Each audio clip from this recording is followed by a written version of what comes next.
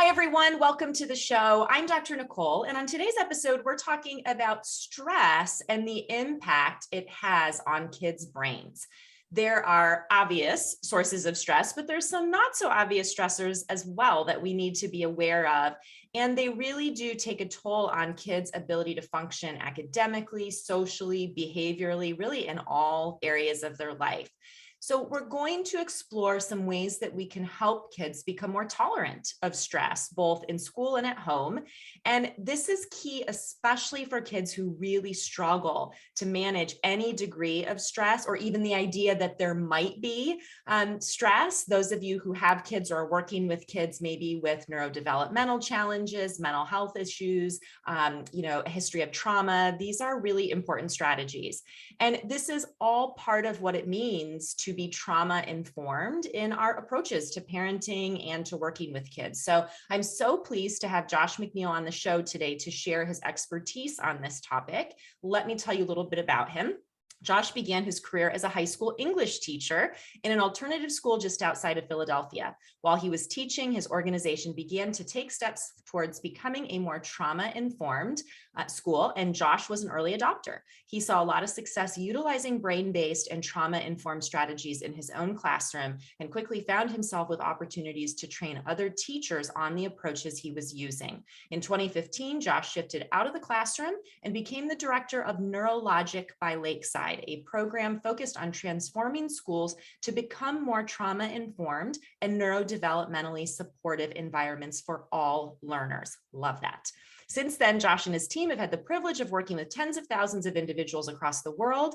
Additionally, Josh is an adjunct professor in Eastern University's MED program and published the book 101 Brain Breaks and Brain-Based Educational Activities. Josh, thanks so much for being here. It's great to have you with us today.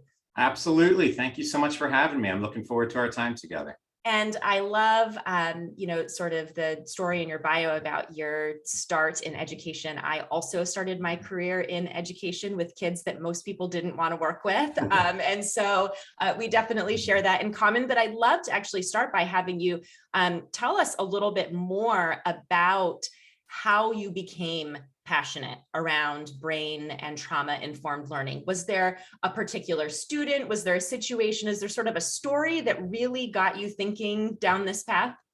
Yeah, well, so first off, I just, I always say I had a heart for teens ever since I was a teen. Like I just remember, always recognizing the difficulties that some kids can have going through school and knowing that it always felt like there wasn't enough supports there. So I always knew that I wanted to work with young people, and slowly kind of my journey led me into becoming a teacher. And I remember, probably having watched the movie Freedom Writers one too many times, going into, being a high school English teacher just at an alternative school, imagining how immediately just by loving on these kids that it was going to just change everything. And I remember even literally my first day of teaching, I had a student crawl out of the window of my classroom and run away. And I'm thinking, don't you know how much I love you and care for you?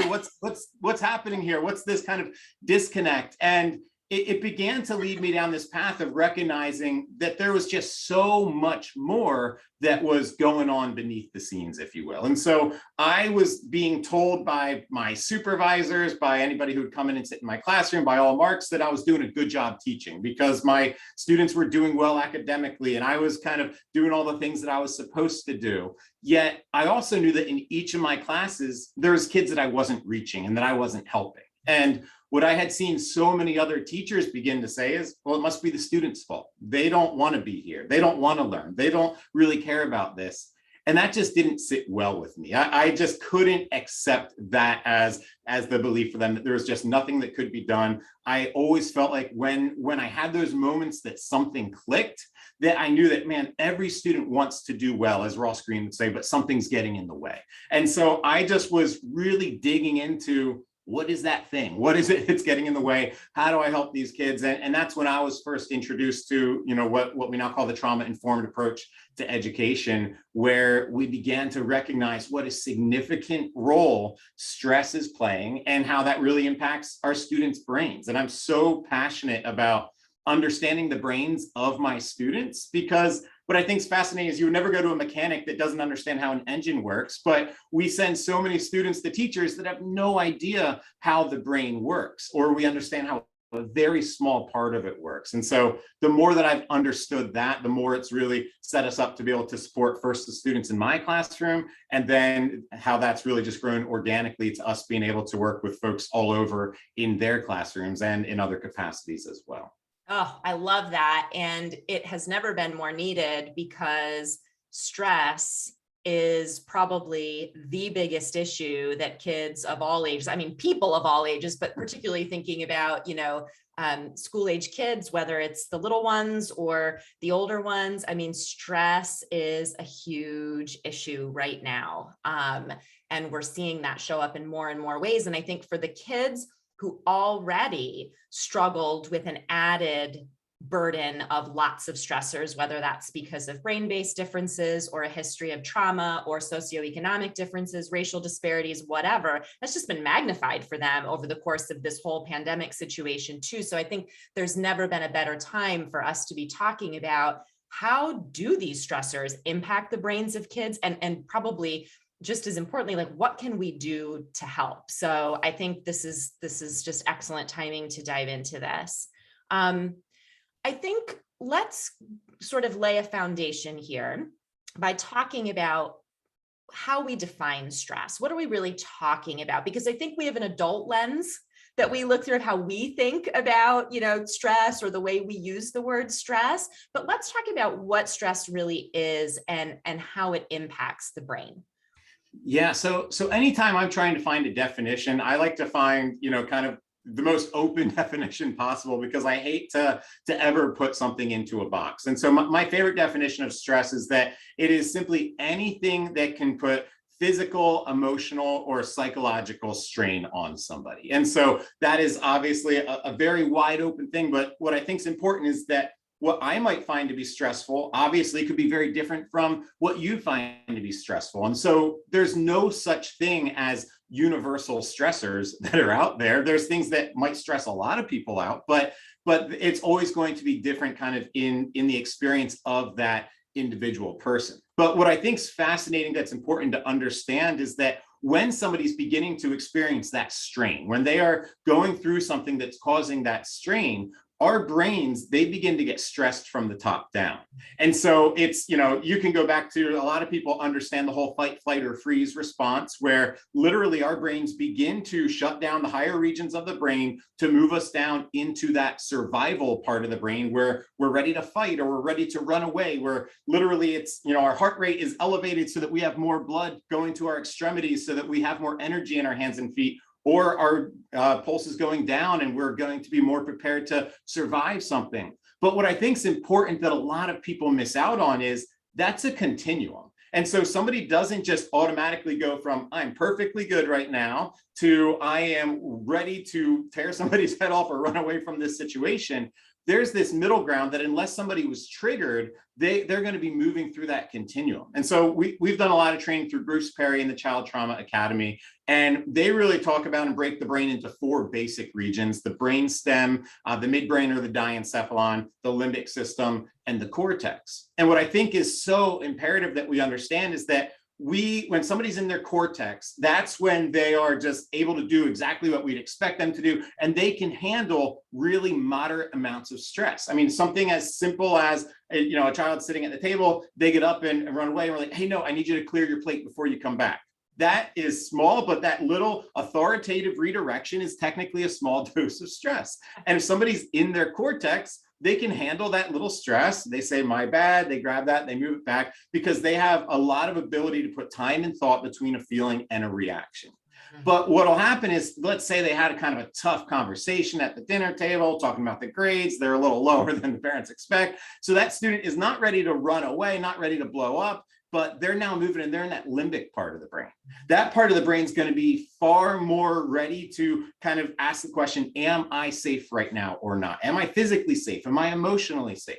And so what we're finding is a child, they kind of seem completely normal, parents not thinking, oh, this child's under, stress right now. But instead, that limbic part of the brain's in charge instead of that cortical part of the brain. And so you have the exact same moment, you say the exact same thing, can you please clear your plate? And suddenly the child's looking and saying, why do you hate me right now? Or why are you yelling at me? Why are you coming down on me? And so there's this disconnect where it looked like the child was in the same spot that you expect them to be in, and they're not blowing up, but they're kind of responding a little bit differently. It's because a different part of the brain is now in charge. And we see that so much occurring in schools as well. What I think is important to understand, especially since this pandemic, we're finding so many kids are starting the day in that limbic part of the brain. They're not coming in at the cortex where they're able to tolerate all the stress that comes their way. They're coming in already at a different baseline of stress. And so they're responding differently than we expect. And unfortunately, when somebody has a kind of emotional or relational response to something, it's hard for us not to mirror that back. And so as a parent or as a teacher, we're really likely, if they say, why do you hate me? We're now taking it much more personal and having a much more aggressive response back, which is then a bigger dose of stress back to them. And then they're moving into that midbrain, which is that much more physiological part of the brain where it's in charge of your fine and large motor skills. And they're going to be more aggressively grabbing that plate and stomping across the room because they're kind of just operating out of that physical part of the brain. And then we eventually might get to that complete fight, flight, or freeze where maybe they throw the plate or completely storm out. But what I think we're often missing is that whole middle ground there where we're not really being nearly as receptive to the reality that that response that I just saw is not somebody who's high up in their cortex able to handle all this stress. That is an indicator to me that that is a child who is experiencing some level of stress right now. And how I respond to them is going to impact whether they can kind of stay in the exact same spot, whether they can actually move back up to that cortex, or whether there is now a predictable process or path down to those lower parts of the brain again. You so beautifully laid that out. And that's such a foundational thing for all of us to understand when we're interacting with kids. And a few things come to mind around that. The first is the importance of us understanding the contextual nature of stress, right? And being able to look through the lens of the child or the other person and not through our own experience in that moment. Because so often I'll have teachers or parents say, well, I just don't get it. Like, that's not a big deal. And it's like, stress is in the eye of the beholder, right? It's in our experience of it. And the request that you made or the task demand or whatever did not feel stressful to you. You didn't perceive it as a stressor, but it very much was to the child in that moment. And so I think that the context of that and being able to perspective take is really important. Yeah, I think that's absolutely right. And that's, I think, at times the hardest piece of it, because we look at something and sometimes stress can be positive things, right? It can be like, hey, if we have a great day today, we're going to go out to your favorite restaurant for dinner. Or aren't you excited? I mean, even the holidays, what a great, like, they're excited for getting presents, but there's that patience that they have to hold until they get that present, until they go to that place, for them to uphold a behavior before they get that reward.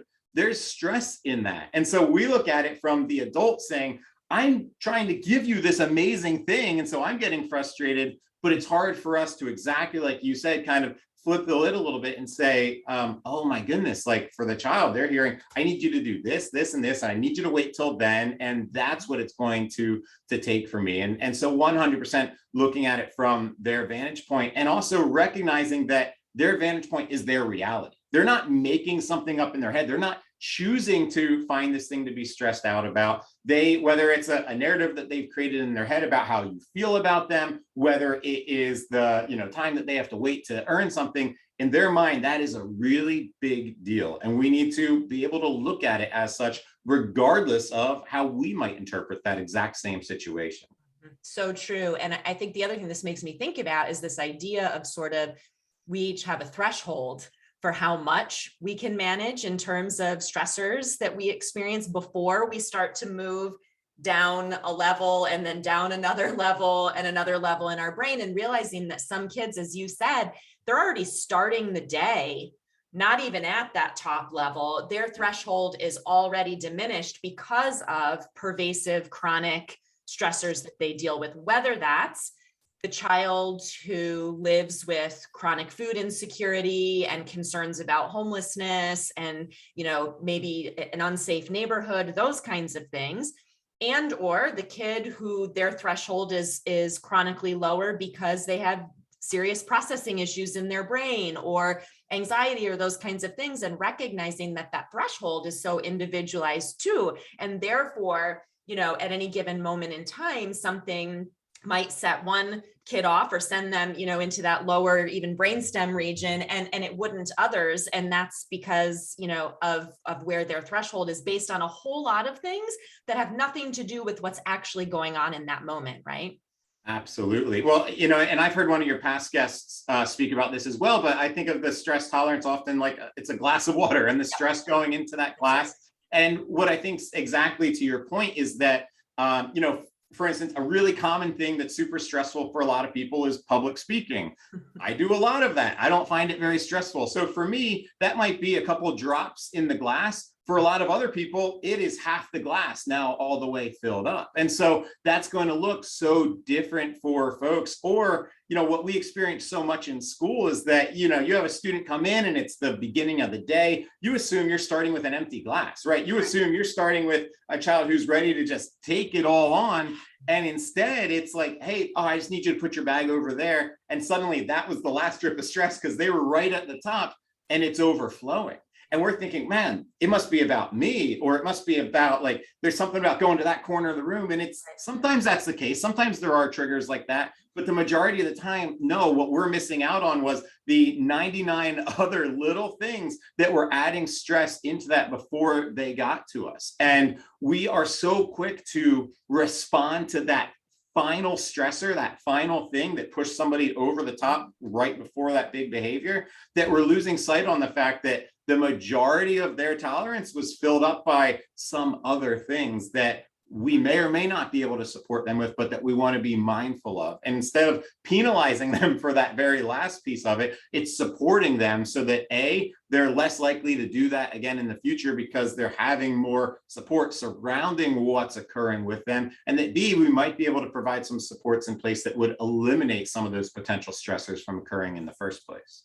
Yeah, and it's really gets to that issue that I talk about so often, which is digging deeper to get to the root of what's going on, as opposed to just constantly responding to the surface level behaviors. Because when we do that, we don't get very far, and often things get worse. At best, we get kids to be compliant in the moment. But that's not really helpful in the big picture. And so I think, this is such an important piece of what it means to really get to the root of what's going on with a kid. So you mentioned the word stress tolerance. Let's talk a little bit about, what do we mean by stress tolerance? And then I want to get into how can we start helping kids, or even ourselves, because part of this conversation is around us being aware of and managing our own stress levels and stress tolerance, right? So how can we, support increasing that? Yeah, so absolutely. So most simply put, stress tolerance is whether it's one big one or a lot of little ones, it's the quantity of stress that somebody is able to kind of manage and still be able to operate in the manner in which you'd expect them to operate in whatever situation they're in. So once again, I work a lot with schools. And so we recognize stress is inevitable at school. There's social stress of being around others, the authoritative stress of having a hierarchy of who's in charge and having a teacher. And then there's obviously the academic stress. Like our brains need stress. We thrive off of stress. We need some amount of that. So there's an inevitability there. But it's when there's a manageable amount of stress that is there that we're able to do what we're being asked to do, where we're basically, to use your word, where we're able to have some level of compliance still. That's usually indicative of somebody who's operating within their tolerance of stress. They're able to do the things that are expected of them. And then once somebody has kind of surpassed their stress tolerance, that's when somebody loses that capacity to do that. And sometimes that is going to be through complete withdrawal, whether they put their head down, whether they run to their bedroom, if it's a child at home, whether it's now just really big explosive behaviors. Because quite frankly, when somebody has kind of lost their tolerance for stress, they've lost the sense of control, and they're going to want to take that control back. And once again, sometimes that can be done in a very individualistic way. And sometimes that's going to look like the child tearing apart a room or a classroom or wherever that might be, because they're really seeking safety in that moment. That's the core bottom line of it. Unfortunately, it often feels rude and disrespectful and disruptive to whatever it is that we're trying to do. But despite how that looks, they're trying to take back some level of safety. And so that's what it kind of looks like when somebody's surpassed that level, that stress tolerance. Once again, that could be,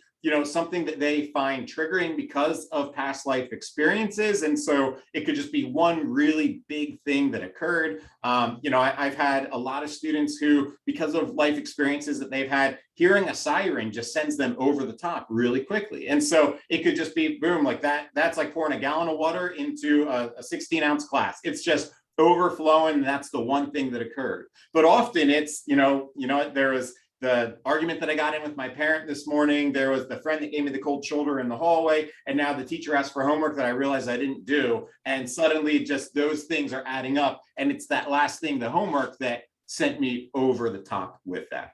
Yeah. And so what I think is important as we're thinking about how do you improve someone's tolerance for stress, we really want to think of, one's tolerance for stress and then built in with that, their brain, as if it's like a muscle. And we really, the way that you grow a muscle is by exercising it and working it out, but it's not by having you blow up and surpass. If every time you went to the gym, you just did weights that were far too much for what you could do, and you tore your muscles, you had muscle strains, you're never going to increase those muscles. In fact, you're going to damage them so that the next time you go out there, you're going to be able to do less than you could do previously. And I think that's what happens so often, first and foremost, with children, is that they kind of just keep getting asked to do more and more and more and more without a whole lot of support in place. And then they just go until they can't do anymore. Then they blow up. And then we expect them to be able to do more the next day. And that's an unrealistic expectation because of what they're capable of doing. I think a huge example that I've seen a lot with students that I used to work with was even just the quantity of time that they could give to staying on task to something. So I'd say on average, a lot of my students, my expectation would be, let's be able to focus on something for about 12 minutes and just, whether it's a writing assignment, you're going to do silent reading, before I switch it up or offer something else in the midst of all that. And on average, most of my students could do that. But I would always have the occasional student that 12 minutes was absolutely impossible. I mean, I've had some students that 1 or 2 minutes was really the threshold for what they could handle.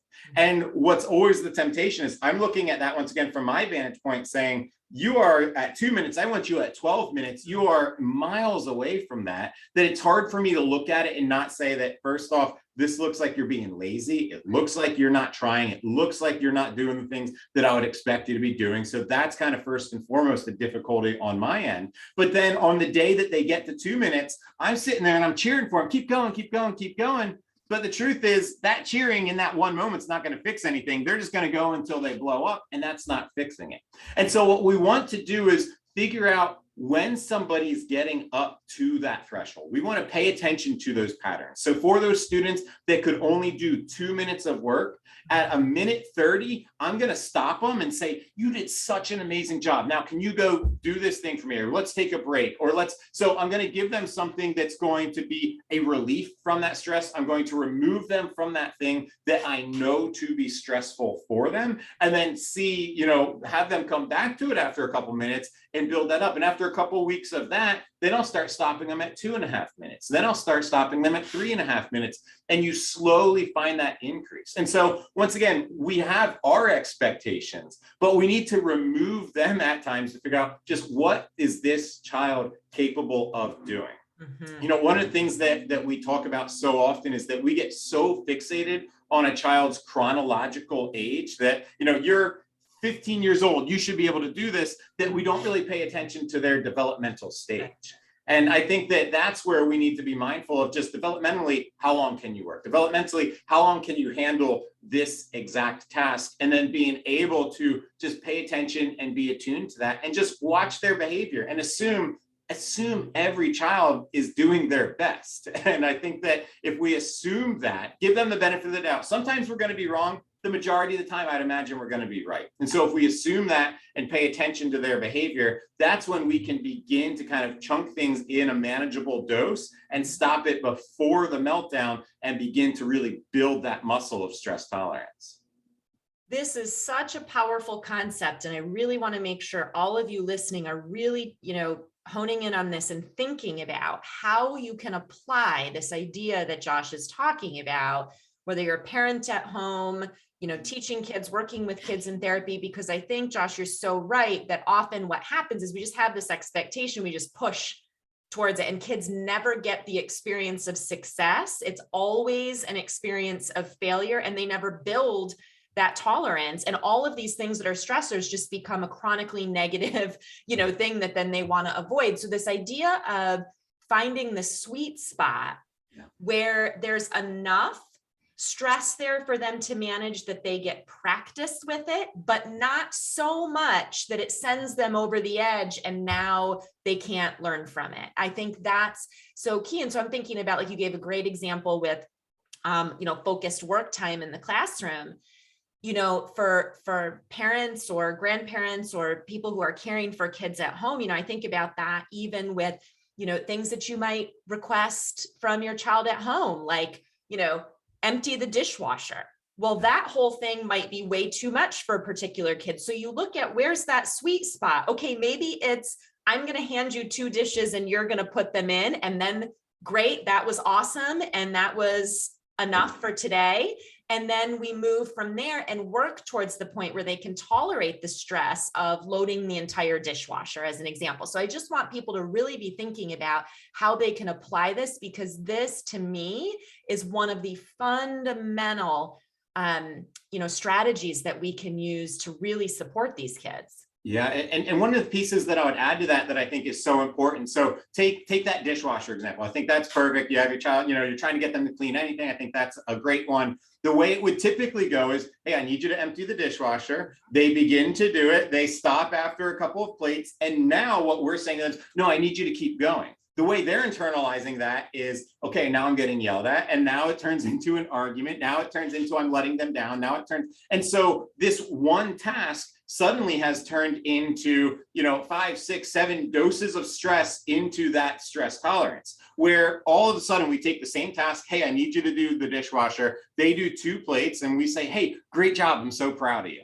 And that's it. That's the end of that conversation. So now not only have they done something and not melted down, not blown up, but they've now also had a positive relational experience with us, and we've avoided several other negative relational experiences. So that's going to help them to improve much more quickly. One of the things I think is amazing is that our brains are relational. Like, we are relational creatures. We want that. We crave that so much, even when it doesn't look that way. We rely on that for our survival. And so one of the big things I always say in all of that is really showering that positivity out there, because when a child feels like they can be successful with 2 plates, in a couple of weeks, they're going to be successful with 5 plates. And then in a couple of weeks, they're going to move on to the silverware, and you're going to slowly begin to build that up and improve it. I also think it's important for us all to understand, though, that progress is never a straight line. You're gonna, one day they're gonna blow you away and empty the whole bottom of the dishwasher,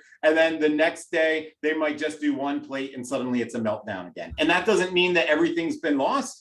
Maybe there was a lot more stress that day. Maybe who knows what was occurring, but that doesn't mean that all that other progress was lost. It just means that that day didn't go the way that we'd expect it to. I mean, there's all of us as adults, we do the same thing every day, and some days it's easier and harder than it is. And that's the same thing for our kids. I'm so glad you mentioned it. It was one of the things I wanted to raise around this issue that parents and teachers often, complain about, bring to light, which is the inconsistency. And this idea that, and I think this happens particularly in the classroom setting, this idea that, well, she could do it yesterday, therefore this is a reasonable expectation forevermore, or I should be able to keep pushing. And if they did it once, or if this is sort of their typical and now they're not, it's intentional, it's a behavior, it's laziness, it's whatever. And so I think this is so key that we're going to see these inconsistencies. Number one, because children are human beings and that's just, how it is. But also some kids have a lot of things that really play into on a moment to moment and day-to-day basis where that tolerance window is for them. And I'm thinking like for a lot of the kids that I see, in my clinic setting, things like poor sleep, things like, eating something that is not appropriate for them, kids with major allergies or sensitivities who get a hold of, something in the cafeteria. And now by the afternoon or the next day, their stress tolerance, their ability to manage stuff is way down. So just recognize, getting sick.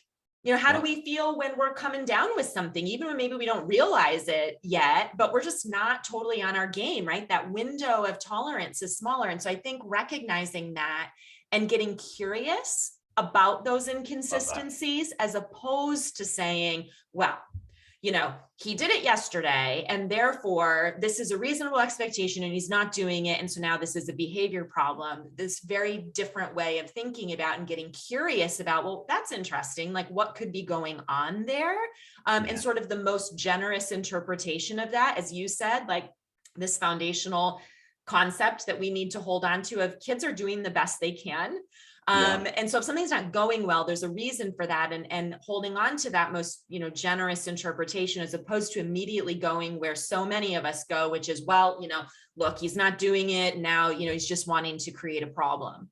Yeah, I think, one of the really big quotes, it's probably a common one amongst a lot of people in the whole trauma informed realm is you begin to, the first question you'd always ask is, what is wrong with this person? Like what? And sometimes that's diagnostic, but oftentimes too, it's just out of frustration. Like, what is wrong with you? Why did you just do that? Why did you just hit your sister? What did you? And it's changing that from what happened. Right? What happened to you? And some of that is really digging into the trauma piece, but some of it too is, to your point, like, what's really happening right now? And, is it that you're sick? Is it that you're tired? Is it what you ate? And then we've really added to that another question, which is really the question when we see difficult behaviors we want to be asking, which is, how can I help you right now? Yes. So when we see those difficult things, those things that don't align with what we want, training ourselves to be able to say, how can I support you right now? And I think that that's so key. And also, I mean, one of the things that you touched on that I think is so important with this is that we all have stress tolerances as well as adults,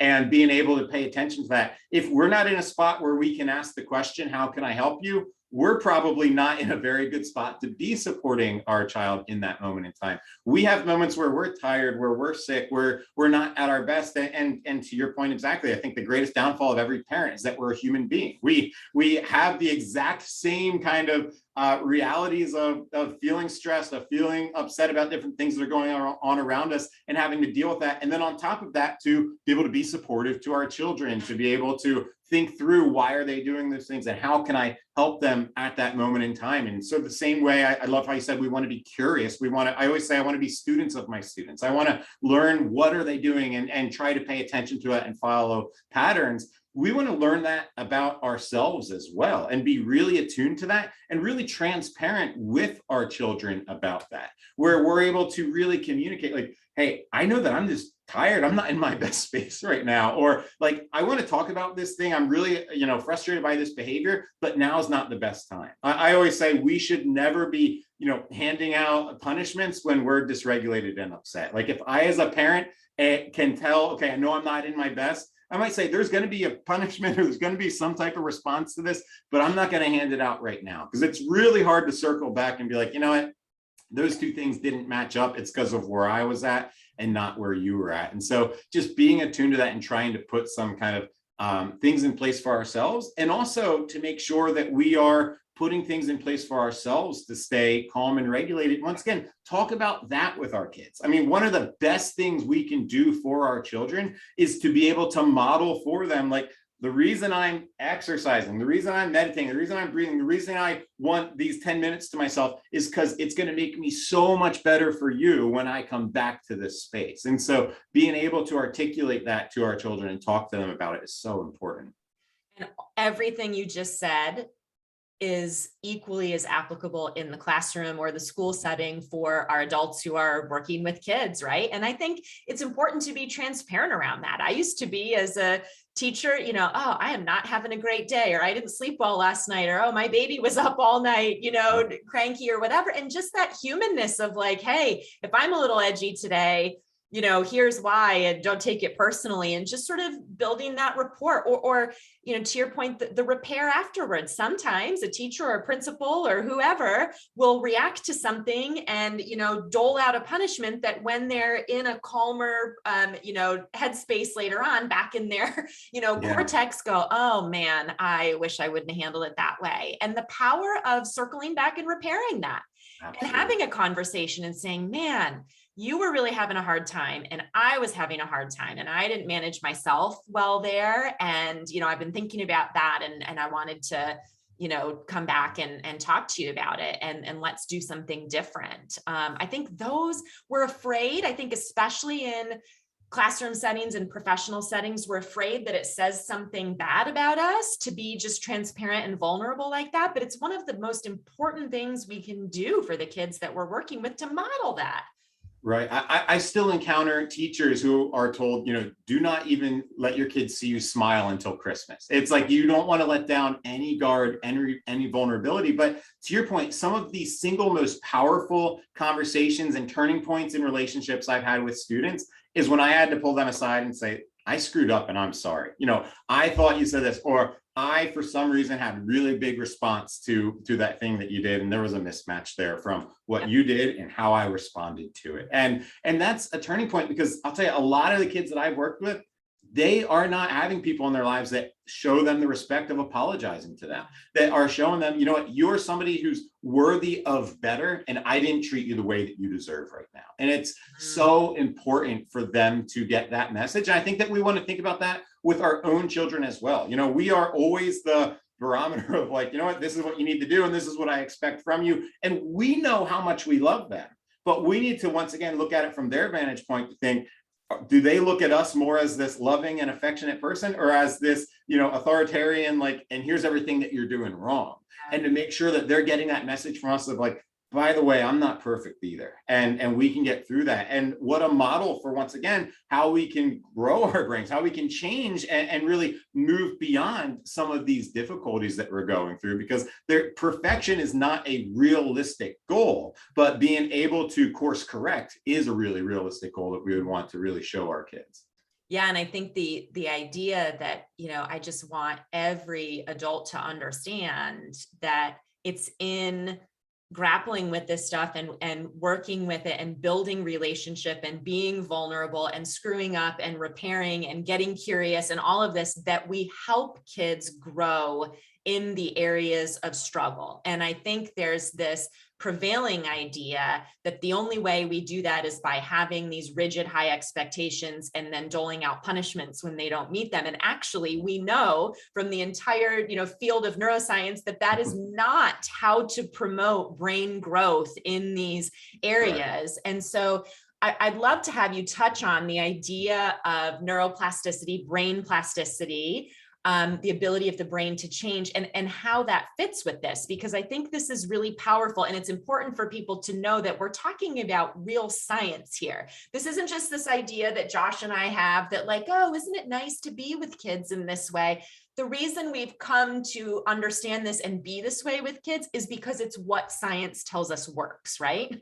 Right, exactly. And so, our brains are very use dependent, and how we utilize them is the manner in which they're going to kind of begin to be able to mold and handle certain specific things that they're being exposed to. And so when our brain responds to something the same way, we kind of just go down this path where we do that thing again and again and again. And so if we are used to experiencing certain elements of stress, and our response to that is, I'm going to yell, I'm going to scream, I'm going to kick, I'm going to run away, your brain is literally creating a connection that says, this is how I handle that. We have 86 billion neurons in our brain, and those neurons fire and wire together as you're experiencing different things to create these, essentially these paths in your brain for, here's how I'm going to change, here's how I'm going to do things a little bit differently, or how I'm going to handle things when certain stressors are coming in. And so when we come in and say to a child, listen, when this stress comes in, when you got to go to school tomorrow, when you go to school tomorrow,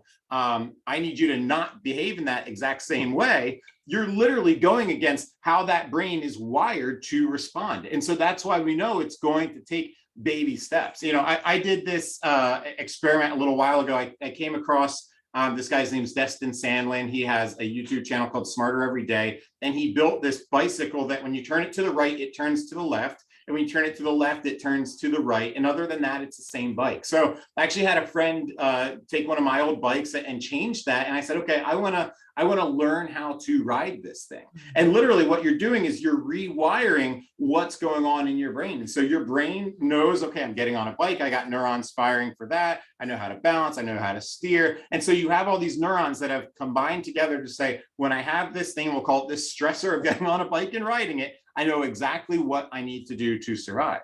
And then I would get on this bike that steers backwards. And it was at first completely impossible to be able to ride this thing because my brain is saying, I know how to handle this situation. And so I had to train myself 15 minutes a day, every single day, getting out on that to say, okay, nope, I need to steer a little bit differently. I need to steer a little bit differently. And it took 3 months of doing that every day to be able to ride that bike with any type of consistency. And I think that's important for us to gather because it takes those kind of baby steps and baby movements of changing the brain. I think that at times we get really frustrated because we say, okay, we started on Monday. I expect this behavior to be fixed by Friday. And what we need to realize is we're literally saying, no, we need to rewire how it is that you're responding to this thing that you're going through. And it's the same type of memory, procedural memory we use for bike riding and we use for relationships and our emotional responses to things. And so we need to be able to kind of rewire that. And it's going to take a little bit of time and it's going to be difficult. But the way that we can do that is from consistency. So we're there supporting them. Here's what I need from you. Here's the expectation. And our brain grows best in a positive environment. And so we're supporting them. We're letting them know we're here for you. We want to help you. We want to kind of get you through this thing that you're going through right now. And that's where they can begin to create a new neuro pathway for how it is that they're going to be able to navigate some of the different stressors that they're going through. And it's through doing things like that consistency, that support, that dosing out the quantity of stress, where we're able to build, kind of that really big word right now, which is resilience. And it's that whole idea of how can I then be better prepared to handle stressors again in the future? And that's through this whole idea of resilience, where you've really helped to rewire the brain to say, okay, here are stressors that I'm able to manage, that I'm able to overcome. And I'm going to be far more capable now of handling those different stressors that might exist in the future because of how I've been able to see that I can handle these small stressors now and how the brain is rewired to handle some of these things that are coming. Mm-hmm. So beautifully said. And I think, again, it goes back to that emphasis on consistently, moment by moment, day by day, observing and finding that sweet spot where we've got just enough, but not too much. And we stop and have that be a successfully managed stress experience. And that then builds, it's sort of like a snowball rolling down a hill, right? You might feel like initially it's like, okay, we're not getting anywhere, but over time you start to see the benefit of that. And I think that's for, any sort of stress management tools we might teach kids too. Often I see, people in schools or parents, they'll go to a seminar or something, they'll be like, oh, breathing and use a stress ball and whatever. And they'll make these tools available and they'll go, well, they're not using them or it's not working. And it's like, okay, first of all, they need a lot of practice and a lot of guidance and a lot of exposure to those tools when they're not stressed. Absolutely. And then we need to guide their use in the moment. Like these are things that take time. We have to help the brain wire itself differently to use those tools. And so I think that's just such an important concept.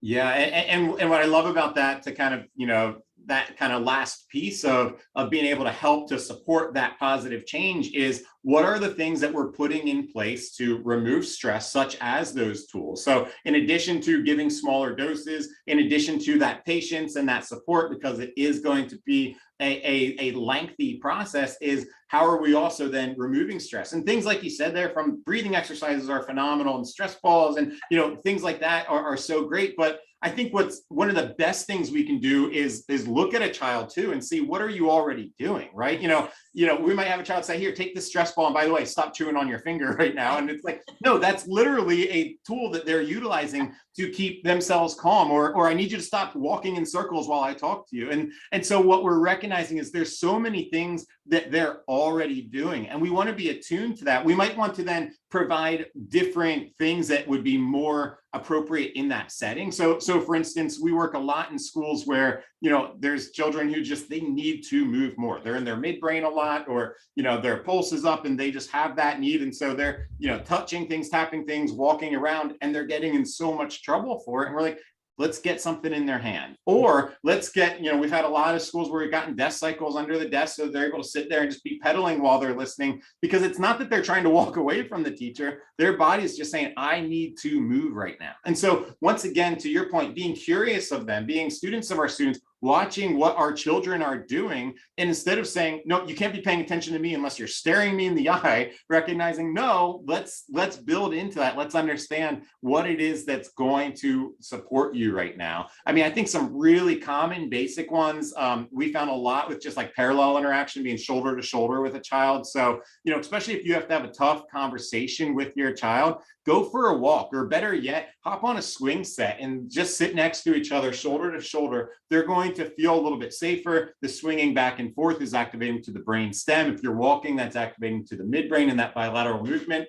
is great for the connectivity of both hemispheres of the brain. Like, there's little basic things that you can do that are going to help them to be able to handle the stress of that conversation in a much better way. And then another tool that we've utilized a lot, that I think is always so tricky, because we always feel like there's never enough time in the world, but is just trying to put breaks in place, having brain breaks, because we understand that our brains can only focus on something for so long, and so we need to kind of be able to pull away from it. If we ask the child to be fully attuned to the conversation you and I have been having right now for 45 minutes, they couldn't do it. Even if they are, what our brains do is we are paying attention, and then we kind of pull back, we disengage to process that piece of information. I hope that some of the folks that are listening have kind of disengaged from our speaking for a little bit, so that they think about their own child, their own experiences, and how they might be able to support them, and then they re-engage. But they've now missed 20%, 30%, 40% of what we're talking about. And that's not a bad thing.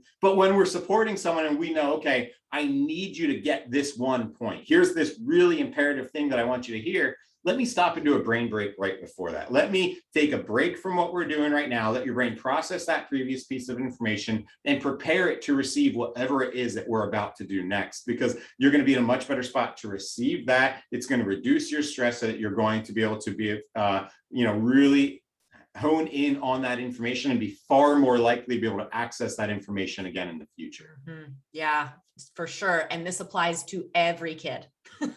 Yeah. Oh, absolutely. Yeah. Every kid, sometimes, especially in schools, people go, well, I can't be doing all this for just one kid. And it's like, if you have a classroom of 30 kids, this is for every single one of them. Absolutely. I mean, I'm such a big, I always say when I go to schools, and part of this is my love for all of this work, is that everything we talk about is really utilized universally, and it needs to be. I think that, how many times I heard in the early years of my doing this work, well, if only this child had a diagnosis, or if only I knew what they had been through, then I would have treated them differently. And it's like, why are we waiting for that? Because it's as if we're saying this child was choosing to be bad until suddenly this diagnosis, or until suddenly I heard the whole story and now I understand them more. It's like, no, we're going to do so much better if we give every single child the benefit of the doubt that they want to be doing better. And so when we can assume that of a child, it's going to be very few and far between that one gets one over on us and they, really were. And who really cares? We're going to be in a far better spot to support the vast majority of kids in a much different way. Oh, so good. I could talk to you for the next 5 hours. I have so many more questions and so many more things that would be valuable for people. But I know that we do need to wrap up, and I want to make sure that people know where they can find out more about you, your organization, the work that you're doing, particularly, for our education professionals listening, where they can access some of the amazing things you all have put together, but also for all of our parents who are thinking, wow, are there some resources that maybe we can make available to our school, or let our teachers know about. So tell us where we can find out more.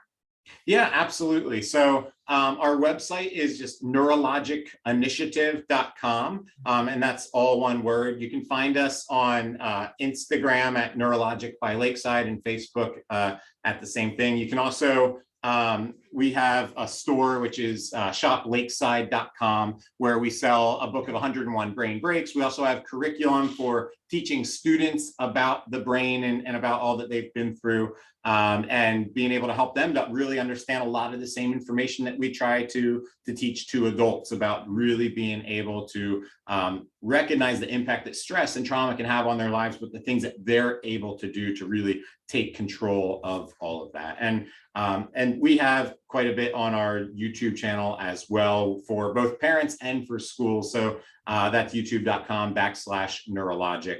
And yeah, I'd love if anybody just wants to reach out through our website, or they can even email at training@lakesidelink.com. That eventually gets to me about how we might be able to answer questions or come and support your organizations or schools. We'd be happy to. So thank you so much. Awesome. And I know people will be taking advantage of those resources, and I love that you've got resources available for empowering kids to understand what's going on with their brain and their previous history and all that. That's so important too. So Josh, I really appreciate you taking the time to do this with us today. And more importantly, really appreciate the work that you're doing in the world around these things. It's making a tremendous difference. It's so needed. And so thank you for everything that you're doing. Oh, thank you. I really appreciate that. And thanks as always to all of you for being here and for listening. We'll catch you back here next time.